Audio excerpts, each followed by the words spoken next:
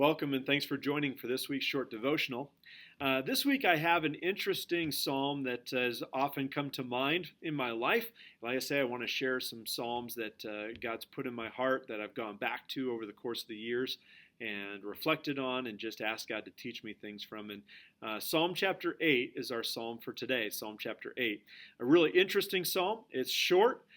And yet there's some wonderful things behind the scenes that, if known, I think really help us understand this psalm and also take a lot home. And I want to start out just by reading this psalm, and then we'll cover it. And I'm going to start with the introduction. So again, you've got some small words sometimes that are underneath the chapter that walk into what we would call verse 1, but they're actually part of the text. And so I want to start there. So it says this: For the choir director, on the gittith, a psalm of David. O Lord, our Lord, how majestic is your name in all the earth. Whenever I hear that, if you're old school Baptist or you grew up, you probably heard Twyla Paris sing that, O Lord, our Lord, how majestic is your name in all the earth. That always comes to mind when I hear this phrase. So sorry if you're laughing with me. Maybe it's just me. But O Lord, our Lord, how majestic is your name in all the earth, who have displayed your splendor above the heavens. From the mouth of infants and nursing babes, you have established strength because of your adversaries, to make the enemy and the revengeful cease. When I consider your heavens and the work of your fingers, the moon and the stars which you have ordained, what is man that you take thought of him, and the Son of Man that you care for him? Yet you have made him a little lower than God, and you crown him with glory and majesty. You make him to rule over the works of your hands. You have put all things under his feet, all sheep and oxen, and also the beasts of the field, the birds of the heavens, and the fish of the sea, whatever passes through the paths of the seas. O Lord, our Lord, how majestic is your name in all the earth. Now, this psalm is, like I say, it's shorter, but that doesn't take away from what David is doing here. Again, that beginning piece here shows us that David is the author of it. It's played on an instrument called a gittith, which is most likely a stringed instrument that would have come out of the territory of Gath, which was a Philistine territory. I think that that's important to what we see behind the scenes of this psalm as well. We'll get to that in a moment. But then again, it's also given with the purpose of being handed to the choir director. That's important to know because that means that this psalm was a regular part of temple worship. It would be sung by a group of singers in the temple. So as you would come in to offer sacrifices or to learn and teaching from the priests or whatever, you would hear this psalm. This would be one of the psalms that would be regularly sung. Potentially, you would even join in the singing of this song as well. So again, that heading helps us out quite a bit. And this psalm is one that I would personally call, it's a contemplative hymn of praise. Here's why I say that. First off, we know it's a hymn of praise because it starts and ends with a very clear call of praise. Matter of fact, the phrases are the same. It says this: O Lord, our Lord, how majestic is your name in all the earth. That sounds like a praise. And it ends with that very same statement, verse 9. O Lord, our Lord, how majestic is your name in all of the earth. So right away we know, because of the start and end, this is a psalm of praise. But it's interesting, the reason why I say this is a contemplative hymn of praise is because David has obviously stopped to think about something that, quite frankly, let's be honest, most people across the globe and you have probably thought about at some point, which is this: what is man, verse 4, that you take thought of him, and second, and the Son of Man that you care for him. So what David's saying is, what's so special about, I'm looking out at mankind, what God is so special about mankind that you would give any length of thought to mankind? And secondly, on top of that, when you got done thinking about mankind, why did you want to care for him? Why did you want to do anything beneficial towards mankind? Because as J. Vernon McGee would say in his commentary, he said, when we look at mankind, what we see is failure. And that's what we're good at. We've all failed in some way. I know people want to talk about the power of positive thinking. Look, every person has screwed up, and there's no way to see a way forward until you're willing to admit we've all failed at something. In some way, we have fallen short of the glory of God. None of us can stand up to his holiness. None of us can stand up to his perfection. and even the original design that God had for mankind when he formed Adam and Eve. We have fallen short of that in a massive way, not even just a little minute way, in a massive way. And so David is recognizing that here. He's saying, what? I may be king and I may be over one of the greatest kingdoms right now, actively speaking. But I look at myself, David. It's like David saying, I look at myself and he's like, why, God, in your position, would you want to take a moment and even look at me? And even after that, why would you want to care for me? It's a good spot to find yourself in if you're going to end with praise, right? It's kind of interesting because sometimes people in our walks, we lose the joy of our salvation. We begin to not walk in that joy is maybe the better way to put it, walking joy. We begin to not walk in that joy oftentimes because we lose sight of what God's done in our life, how he cared for us, even amidst all of our personal failures and struggles, how God seemingly acts. And there's a lot of you have statements that David makes about God, and we want to get to those in just a moment. But I want us to consider a couple other Psalms, verses that are brought out. So David himself writes Psalm 103. And in verse 14, he says, you know our frame. He's talking to God. It's a prayer psalm to God. And he says, you know our frame. You know everything about us. God, you knit me together. You know every inner part of who I am. Interesting enough, David also acknowledged in Psalm 103, verse 11, he said, and you've cast my iniquity as far as the east is from the west.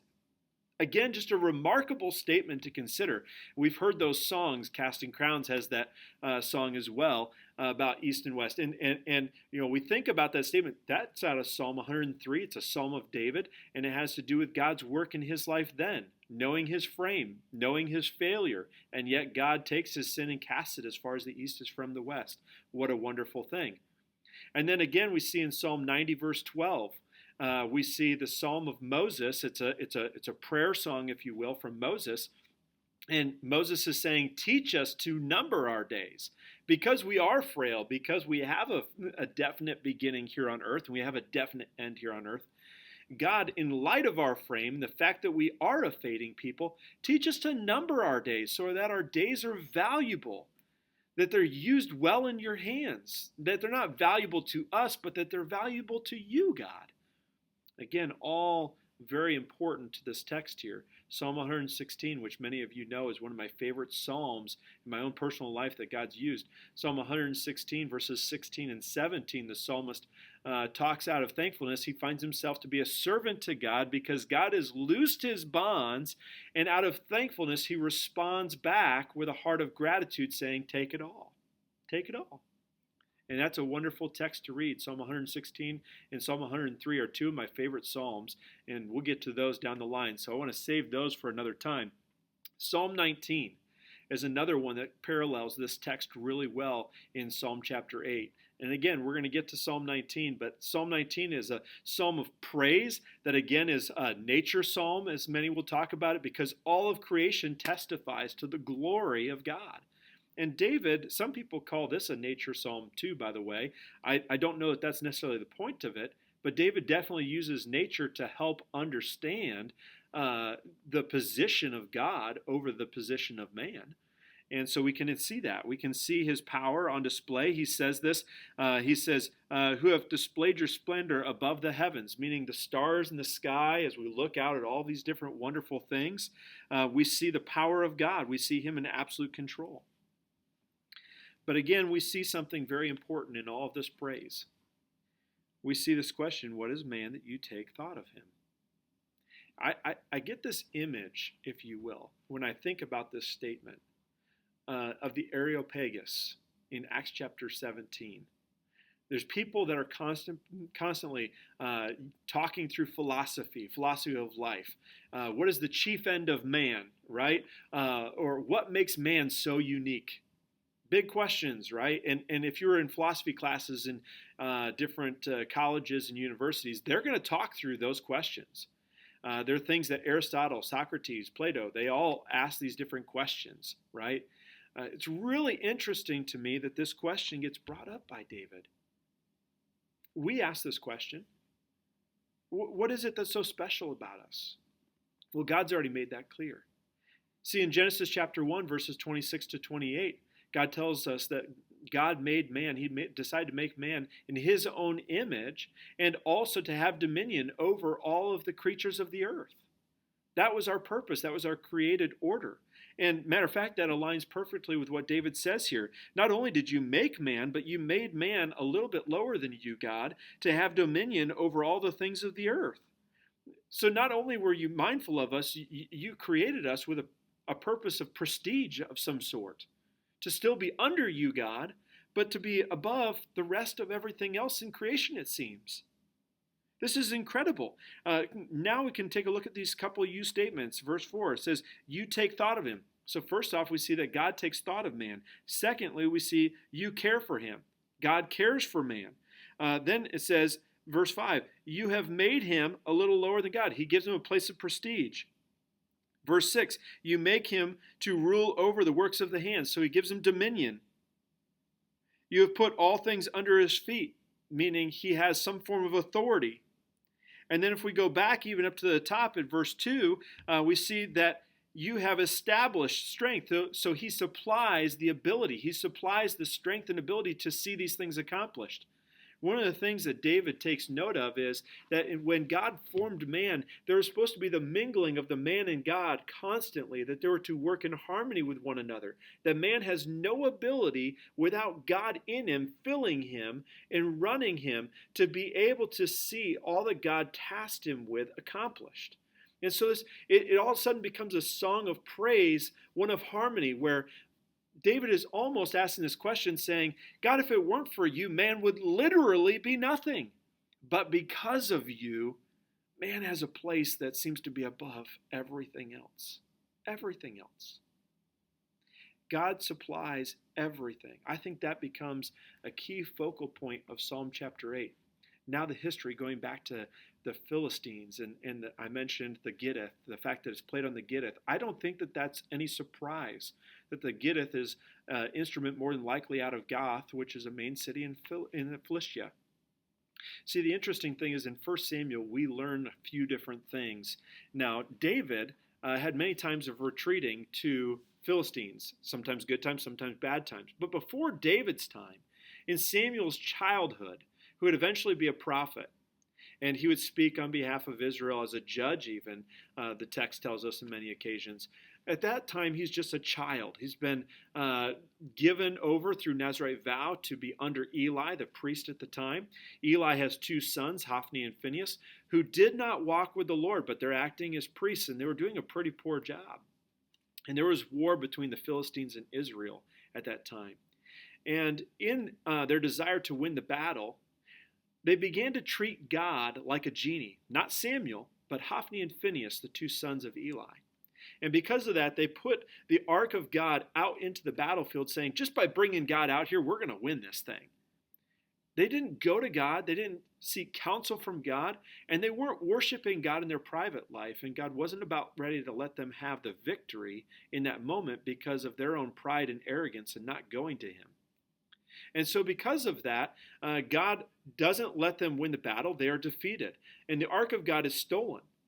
And so the Philistines now have the ark of God, and they want to defame God. And so they put the ark of God into the presence of the idol that they've built, to Dagon, which is their supreme, small g, God that they worship. It's the top God. He's potentially, in their eyes, he fathered Baal. And we know about Baal worship and all these different things.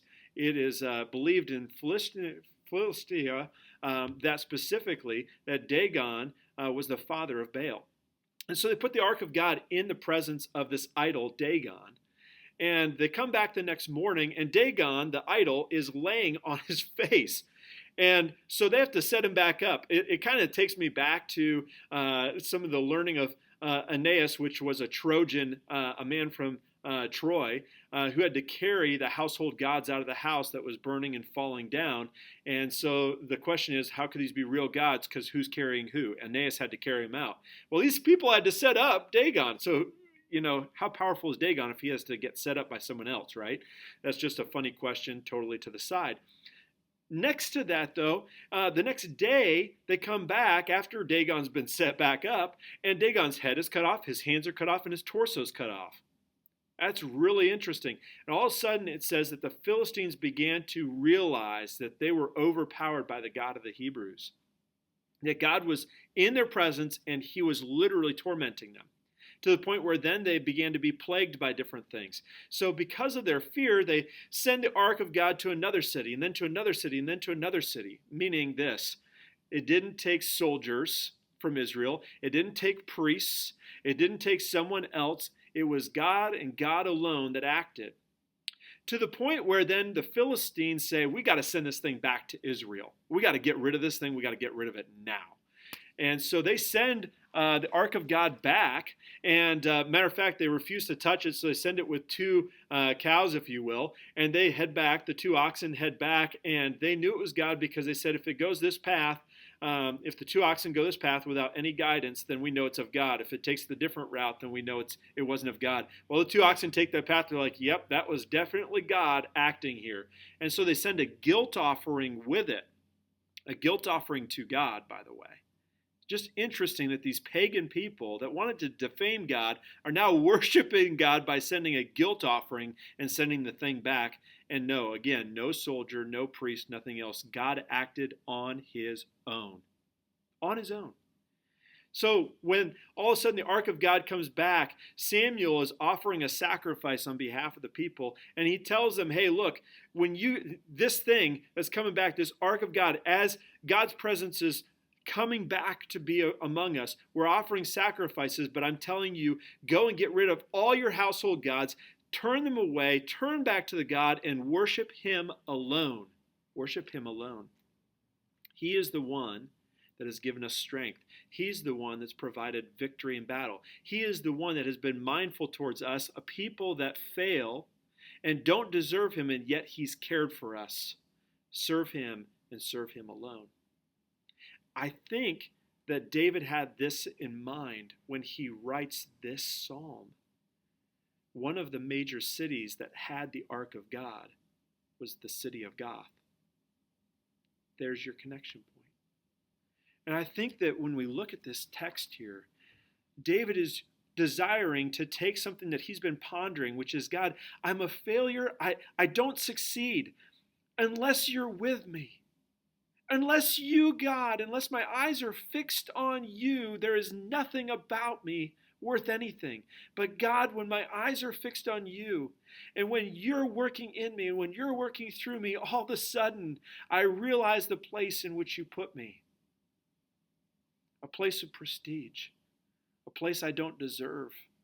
And yet, God, you gave it anyway.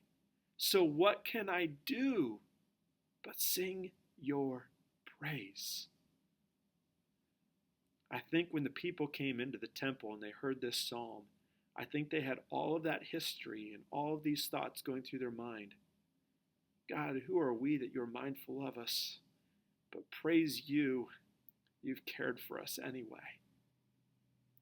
Such a good thought to ponder and think about through the course of our day. God, I don't deserve it, but thank you for having me on your mind and caring for me despite who I am. God, would you use me? I pray that this is a good psalm for you today to just encourage you and also to challenge you. Does God have the fullness of your heart? Have you really thought about the fact that we're not deserving and yet God has cared for us? How is God using you? Does all of this thinking, does it turn your heart around to a psalm of praise? If it doesn't, that may say a lot too. Love you all. I'm praying for each of you, and I pray this was an encouragement today. Thanks. Bye.